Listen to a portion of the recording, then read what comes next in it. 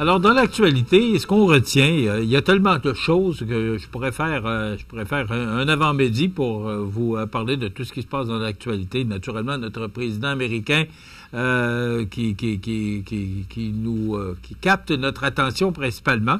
On en parle dans quelques instants, mais d'abord sur la scène locale et régionale, la MRC de Montmagny qui revoit son plan de développement agricole. En effet, la MRC qui donne un nouveau souffle à son agriculture et qui annonce officiellement le lancement des démarches pour réviser son plan de développement de la zone agricole, mieux connu sous le nom de PDZA.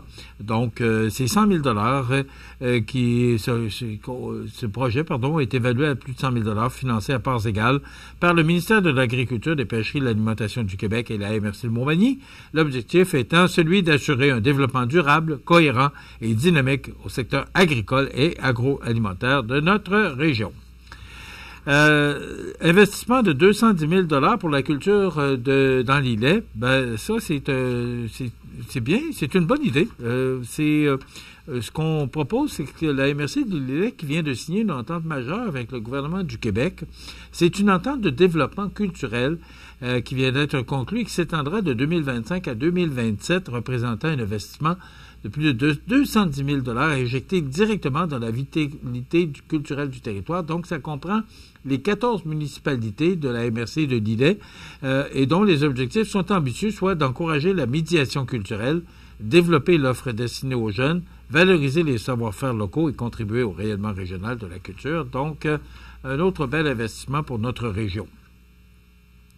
Présence active de la faune sur nos routes, prudence accrue exigée pour les automobilistes. Bon, écoutez, je pense que il n'y a pas une journée qui se passe sans qu'on entende parler qu'un automobiliste ou une automobiliste, aurait frappé un cervidé, chevreuil, un orignal. Les ours peut-être un petit peu plus rares dans notre région, mais c'est la réalité. Et surtout, quand on se rend au sud de la MRC de l'îlet ou encore au sud de la MRC de Montmagny, alors que c'est plus boisé, mais encore, je vous en parlais en début de semaine, il y avait un orignal dans le centre-ville de Lévis, je pense que c'est dimanche. Alors, il n'y a personne qui est exempté de ça, puis ils cherchent de la nourriture, donc ils sont... et c'est plus le matin, tôt le matin, qu'on peut les apercevoir, ou encore quand la noirceur tombe en fin de journée. Alors, il faut être prudent. Et je suis quand même surpris, parce qu'il y a des chiffres qui parlent d'eux-mêmes. De 2021, entre 2021 et 2023, c'est 2 ans, En moyenne, 7 330 collisions impliquant la grande faune ont été répertoriées chaque année au Québec. Parmi celles-ci, les cerfs de Virginie, qui ont été aussi appelés des chevreuils, dominent largement le palmarès avec 6 741 incidents. Les orignaux, les caribous et les ours noirs totalisent, quant à eux, 589 accidents. Donc, on vous invite à la prudence et de ralentir. Ce qu'on dit, c'est de ralentir ou encore de signaler la personne qui vous suit, l'automobiliste qui vous suit, en jouant avec votre frein pour l'avertir qu'il peut y avoir des dangers. Alexis Gaudreault, jeune prodige de Bellechasse, s'illustre sur la scène provinciale. C'est secondaire en spectacle qui se termine en fin de semaine. Ce sera à Black Lake, Thetford Mines. C'est à la polyvalente là-bas que ça va se terminer. Bravo, parce que c'est quand même une belle prestance pour Alexis Gaudreault. Il a conquis le public et le jury grâce à une composition originale pour guitare intitulée « Parler à travers la musique ». Et aussi Coralie Drapeau de l'école de Jésus-Marie de Bellechasse, qui a vraiment conquis les spectateurs en interprétant la chanson « Qu'est-ce que ça peut bien faire » de Jean-Pierre Ferland. Donc, ces réussites sont aussi attribuables à l'accompagnement de Mike Labonté, enseignant de musique depuis 3 ans au Collège Jésus-Marie. Et 10 000 que la Fondation Richelieu a remis à Catherine Bernier et Geneviève Lavoie, représentant l'organisme des ateliers de Manidance. Cet argent servira à de nouveaux costumes qui font la fierté des jeunes danseurs et danseuses lors des différents concours de danse au niveau régional et national. Ça fait 40 ans que Manidance existe quand même. Alors, 10 000 ça se prend bien. Bon, il me reste que seulement 2 minutes. Et ça, c'est dans le journal, sur la page couverture, il y a 2 pages couverture dans le fond, mais celle-là, c'est pour annoncer la publicité du gouvernement du Québec En achetant québécois, on ne se trompe pas. Quel jeu de mots!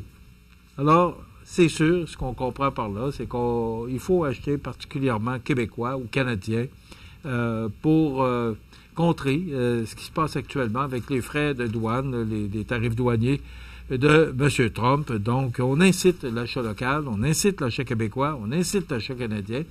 On ne peut pas être en désaccord avec ça. Alors, il y a une campagne de publicité du gouvernement du Québec en achetant québécois. On ne se trompe pas. Oh.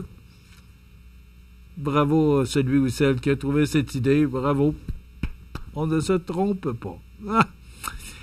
Ben justement, parlant de M. Trump, il est partout sur les réseaux parce qu'il est imprévisible, ce président américain. D'ailleurs, hier, encore une fois, il a changé d'idée et il a suspendu pour 3 mois les tarifs qu'il venait d'imposer à presque tout le monde entier, mais a continué de s'acharner sur la Chine. C'est ce que Gabriel Côté mentionne dans le Journal de Québec de ce matin.